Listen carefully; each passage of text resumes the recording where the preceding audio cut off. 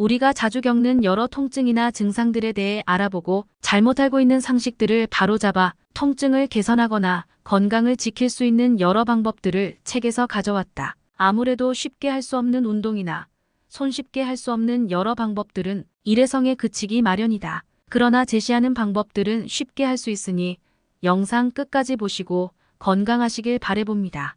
그럼 오늘의 영상 시작합니다. 뇌졸중이란 뇌경색이나 뇌출혈을 가리키는 용어이다. 뇌경색에는 뇌혈관에 혈전이 생겨서 혈관을 막는 뇌혈전과 심장의 심실벽 안쪽에 생긴 혈전이 뇌까지 도달하는 뇌색전증이 있다. 그리고 뇌혈관이 터져서 생기는 뇌출혈이 있다. 인간의 모든 장기는 혈액을 통해 에너지를 받게 되는데 이러한 혈액 공급이 중단되면 정상적인 활동을 할 수 없게 된다. 마찬가지로 뇌경색이나 뇌출혈도 뇌세포가 활동하는데 필요한 혈액 공급을 방해하게 된다. 따라서 인간의 심신 전체 활동을 주관하는 뇌의 혈액 공급이 중단되면서 생기는 사태는 그만큼 심각한 상황을 초래한다.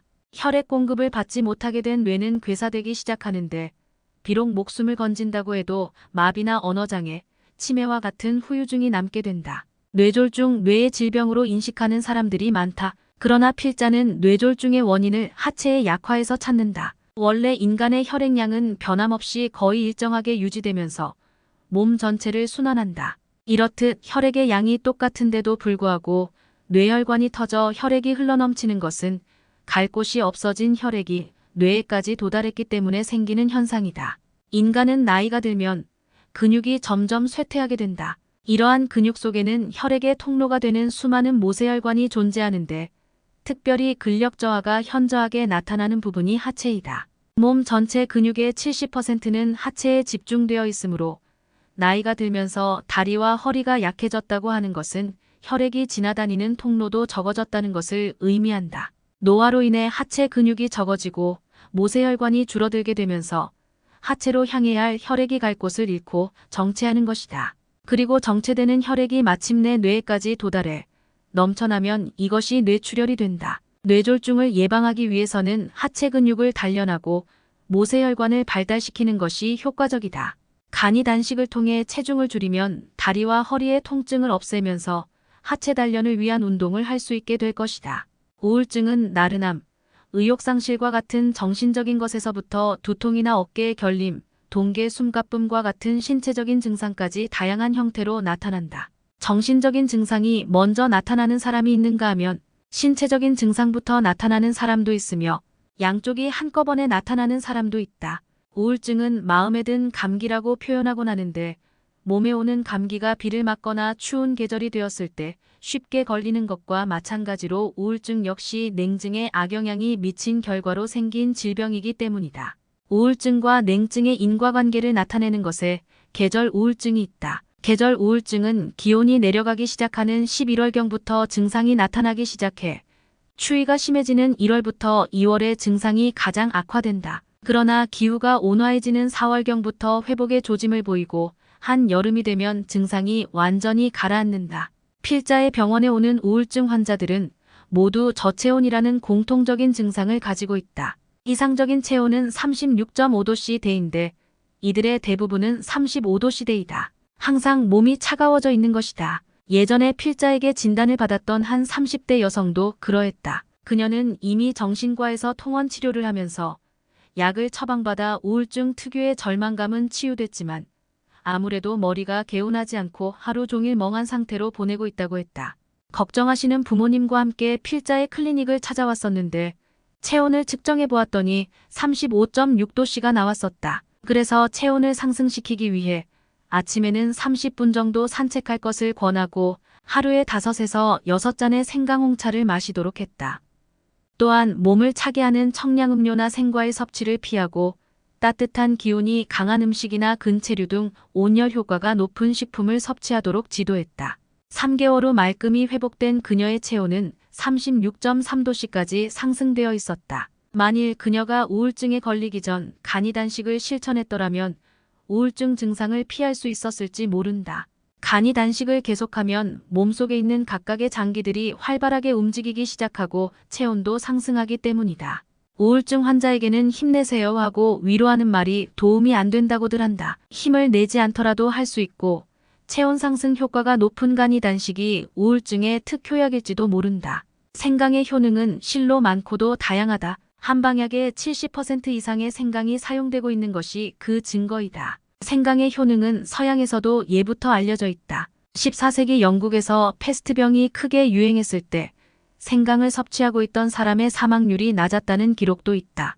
그래서 당시의 국왕이었던 헨리 8세는 생강 섭취를 장려했다고 한다. 생강향이 감도는 사람 모양의 진저맨 쿠키는 당시 영국 사람들이 헨리 8세의 커다란 몸을 빗대서 만들기 시작한 쿠키라고 전해진다. 생강의 매운맛 성분인 진저론에는 강한 살균 작용이 있다. 초밥을 먹을 때 생강 초절임을 곁들이는 것은 바로 살균 작용 때문인데 날 것을 먹고 탈이 나는 것을 막기 위함이다. 진저론은 위를 다스리는 작용을 하며 구역질이나 메스꺼움을 억제하는 데 효능이 있다. 생강을 가열하면 진저론 성분이 혈액순환 촉진과 체온 상승 효과를 내는 슈가올로 변한다. 감기에 걸렸을 때 생강탕 또는 생강차를 마시는 것은 슈가올이 체온을 상승시켜 발환작용을 촉진시키고 해열 효과가 있기 때문이다. 생강의 체온 상승 효과는 몸속에서 뿐만 아니라 몸 바깥에서도 효과적이어서 관절염 등의 치료에 사용되고 있으며 생강스포가 좋은 예이다. 또한 혈액을 부드럽게 하는 효과도 있어서 혈전 예방에 효과가 있는 것도 증명되었다. 진저론이나 슈가올은 항산화 작용도 한다. 식품이 산화하여 손상되는 것을 방지할 뿐만 아니라 우리 몸을 녹슬게 하는 활성화 산소를 제거해 주므로 노화 방지 효과도 기대할 수 있다. 진정 만병 특효약이라고 할 만한 식품.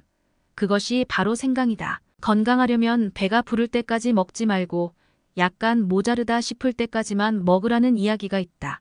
장수하는 사람들에게 비결을 물어보면 몸을 움직이며 식사는 배부르지 않게 적당히, 즉 80%의 포만감을 느낄 정도로 먹는다는 답변을 많이 듣게 된다. 그러나 맛있는 것들이 온거리에 넘쳐나는 현대사회는 이런 원칙을 지키지 못하는 사람들이 급증할 수밖에 없는 환경이다.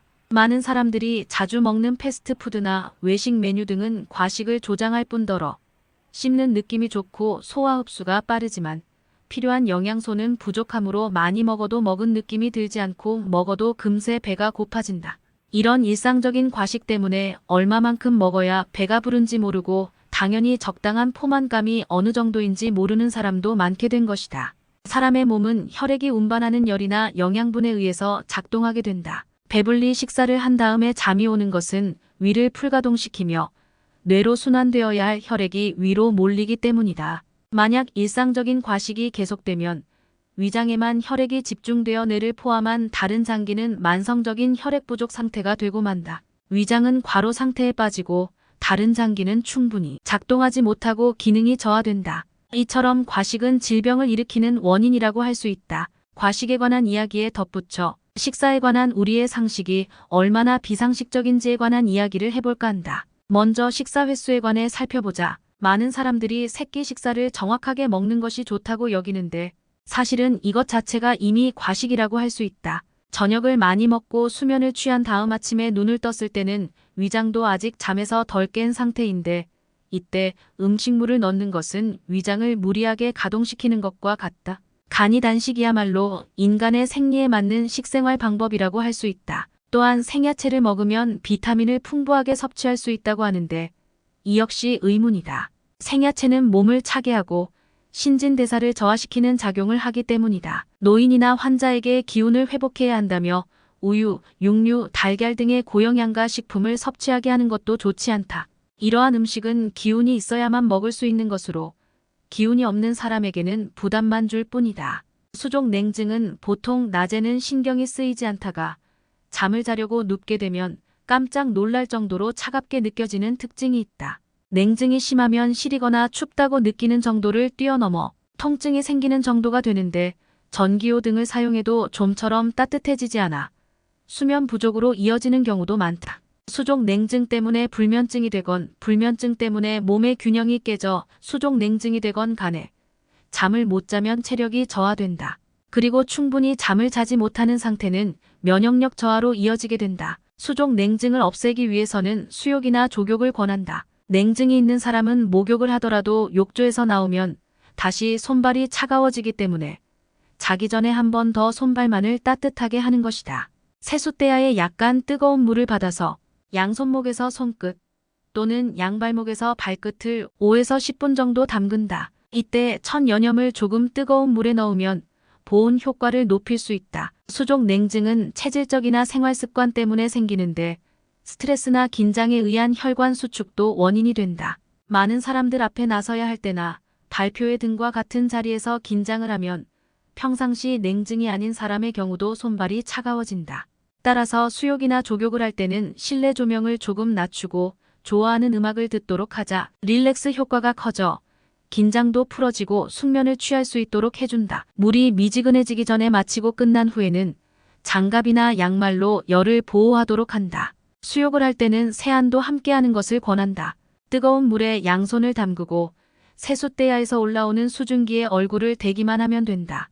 수증기로 인해 모공이 열려서 잘 떨어져 나가지 않는 피부 오염물질이 수분을 흡수하여 피부 표면 위로 뜨게 된다. 수욕을 마친 다음에 미지근한 물로 가볍게 얼굴을 씻어내도록 하자 더러움이 씻겨나가 피부도 부드러워지고 혈색도 좋아지며 한꺼풀 벗어던진 듯한 느낌이 들 것이다. 감기에 걸리거나 어떤 질병이 생기게 되면 사람은 졸음을 느끼게 된다. 이것은 병원균에 대항하여 면역력을 높이려고 하는 신체 반응 중의 하나이다. 바이러스나 세균 등이 몸에 침입하면 이를 격퇴하기 위해 백혈구가 활발하게 움직이는데 백혈구를 활성화시키는 성분의 수면을 촉진하는 작용이 있기 때문이다. 잠을 자게 하여 몸의 활동을 정지시킨 다음 그만큼의 에너지를 면역력 강화에 사용하려고 하는 것인지도 모른다. 사람의 몸은 자율신경에 의하여 활동이 조절된다. 내장이 스스로 활동하려고 의식하지 않더라도 움직이고 있는 것은 자율신경에 의해 조절되고 있기 때문이다. 자율신경은 낮의 신경인 교감신경과 밤의 신경인 부교감신경으로 이루어져 있는데 둘 사이의 균형이 깨지면 면역력이 저하된다. 낮 동안에는 교감신경이 활발하게 움직이지만 수면 중에는 교감신경도 휴식에 들어간다. 반대로 수면 중에는 부교감신경이 활동을 시작하는데 부교감신경이 한창 활동 중일 때는 암세포나 바이러스를 격퇴하는 면역세포의 작용이 활발해진다. 그러나 서로 바통 터치가 제대로 되지 않고 교감신경만 계속 활동하면 부교감신경이 작용하지 못하여 면역력이 떨어지게 된다. 필자에게는 180cm에 100kg을 넘는 거구의 친구가 있다. 신장과 체중만으로도 건강이 걱정되지만 직업상 매일 이어지는 접대로 인해 알코올 삼매경에 빠져 있다. 간이 쉬는 날이 거의 없는 것이다. 게다가 못 말리는 애연가라 건강이 걱정되어 검사를 해보았는데 전혀 이상이 없었다. 비결은 평균 11시간에 달하는 수면 시간이었다. 평상시에는 건강을 전혀 돌보지 않고 있지만 충분한 휴식 시간을 갖기 때문에 면역력 상승으로 연결되었던 것이다. 최근 스포츠센터, 댄스 교실, 문화교실 등에서 땀을 흘리는 사람들이 많아졌다. 운동에 대해서 사람들의 관심이 높아지면서 파워 요가, 복서사이즈 등 새로운 형태의 운동들도 계속해서 등장하고 있다. 이처럼 운동을 할 수 있는 장을 열어주고 기술을 지도해주는 스포츠 산업이 발전한다는 것은 흥미로운 일이다. 사람들이 운동을 원한다는 것은 땀을 흘림으로써 얻을 수 있는 효과를 본능적으로 원하고 있다는 것인데 거꾸로 말하자면 땀을 흘리지 않는 것이 좋지 않다는 사실을 알고 있으며 이를 피하고자 하는 것이라고도 생각할 수 있다. 스포츠 산업의 서비스를 누리는 사람들의 다수는 직장 생활을 하는 사람이다. 직장 생활은 냉증을 조장하는 경향이 있는데 특히 사무직 종사자들의 경우 줄곧 앉아있기만 하기 때문에 혈류가 정체된다. 그리고 스트레스로 인한 모세혈관의 끊임없는 수축으로 몸의 이곳저곳이 차가워지게 된다. 회식 등으로 위장을 혹사시키는 경우도 많다. 이럴 때 더 이상 냉증이 진행되는 것을 막을 수 있는 손쉽고 빠른 방법은 근육을 움직여서 열을 만들고 땀을 내서 수분을 몸 밖으로 배설하는 것이다.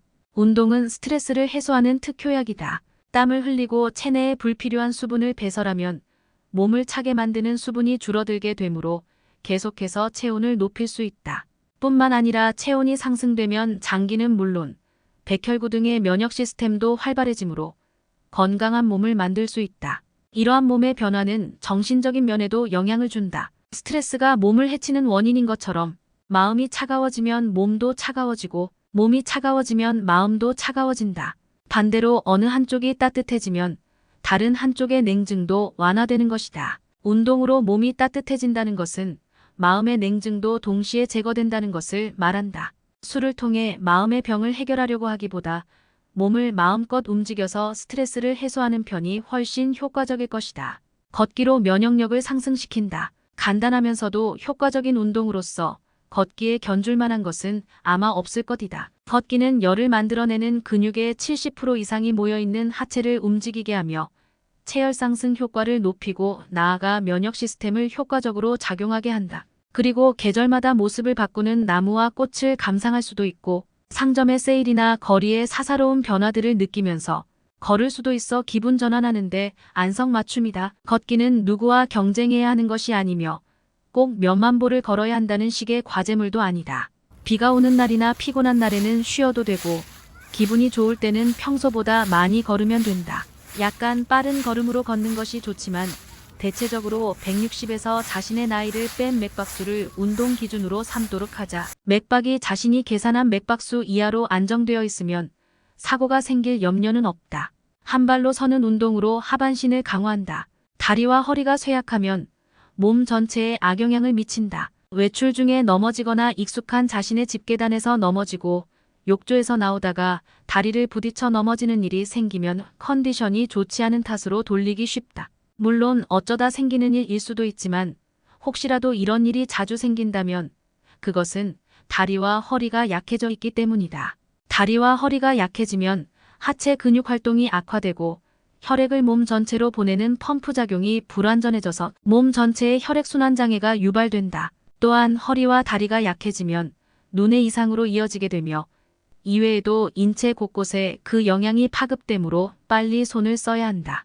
만사가 귀찮다는 사람이나 시간도 체력도 없다는 사람에게 권하는 것이 한쪽 다리로 서는 운동이다. 한쪽 다리로 1분 동안 서 있으면 양발로 53분 동안 걷는 것에 필적할 정도로 다리와 허리를 강화하는 효과가 있다. 항중력근을 단련하여 노화되지 않는 몸을 만든다. 생각날 때마다 뒤꿈치를 올리는 운동을 한다. 종아리, 엉덩이 근육 등 근육, 턱 근육 등은 각각 위치도 작용도 다르지만 이들은 모두 항중력근으로 불리는 근육들이다. 항중력근이란 중력에 저항하는 자세를 유지하는 근육으로 이 근육들이 자극을 받으면 뇌세포에 각성 신호를 보내 뇌신경의 기능이나 작용을 활발하게 만든다. 항중력근을 단련하는 운동을 하면 계속해서 뇌를 자극할 수 있다. 뒤꿈치를 올려주는 운동은 생각이 날 때마다 바로 할 수 있는 노화 예방법이라고 할 수 있다. 식사를 할 때 어느 정도로 딱딱한 음식을 잘 씹어서 먹는 것 역시 턱 근육을 단련하는 훌륭한 항중력근 운동이다.